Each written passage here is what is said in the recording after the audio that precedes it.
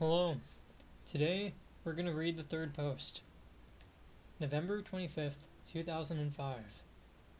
Phew. Well, I'm back home again in Santa Fe after how long have I been on the road exactly? It feels like 6 months at least. England, Scotland, Italy, and then my US book tour. One city blurs into another. It was great, all of it. But damn, it was exhausting too. I can see I need to get in much better shape before I attempt anything like that again. I don't know that I've ever been so tired. There are 100 stories that I could tell about the tours, and maybe I will tell in a few posts to come, but right now I'm too weary. I do, however, want to thank all of you who came out to see me. The crowds were astonishing. On the US tour, the smallest turnouts were still in the excess of 250 people, and some of the events were much bigger than that. Tattered Cover in Denver and Joseph Beth in Lexington both topped 400. The University Bookstore in Seattle hit 500 or thereabouts, and the New York and Ann Arbor signings each drew more than 600 people. Hot damn. It was great to see so many people, and to hear so much enthusiasm. And if at times I seem somewhat overwhelmed by it all, please chalk that up to travel fatigue and sleep deprivation. I love meeting my readers, and I only wish I could have had more than half a minute to spend with each of you.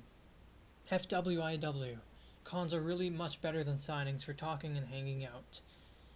There were moments, especially in Ann Arbor and New York City, where it felt as though the signing lines would never end, and I would be scrawling in the books as the sun came up, but at least I had a comfortable seat. All of you who stood in those lines for hours at a time deserve an award for your valor. Thanks for your patience, and for your kind words when at last you finally made it to the front.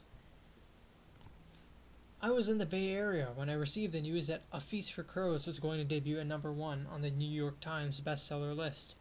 Crows also hit #1 on Wall Street Journal and Publishers Weekly lists, and #2 on the USA Today list, which combines fiction and nonfiction.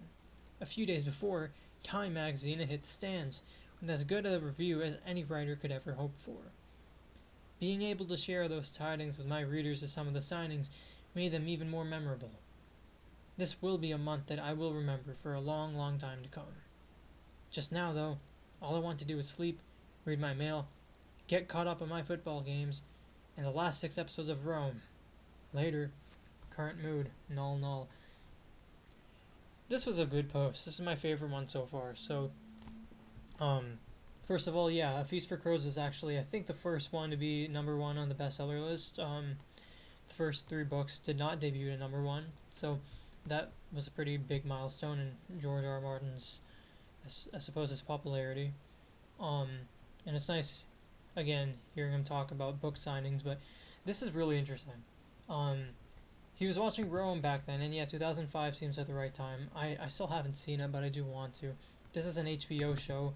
I mean, I feel like you can guess from the name Rome that it's a sort of medieval setting, and this show kind of laid down some of the blueprints for the Game of Thrones HBO show, and also the fact that it existed, and it was under HBO, and HBO didn't care as much about like censoring their content. Those are the things that made David and Dan come to HBO with their proposal to adapt A Song of Ice and Fire.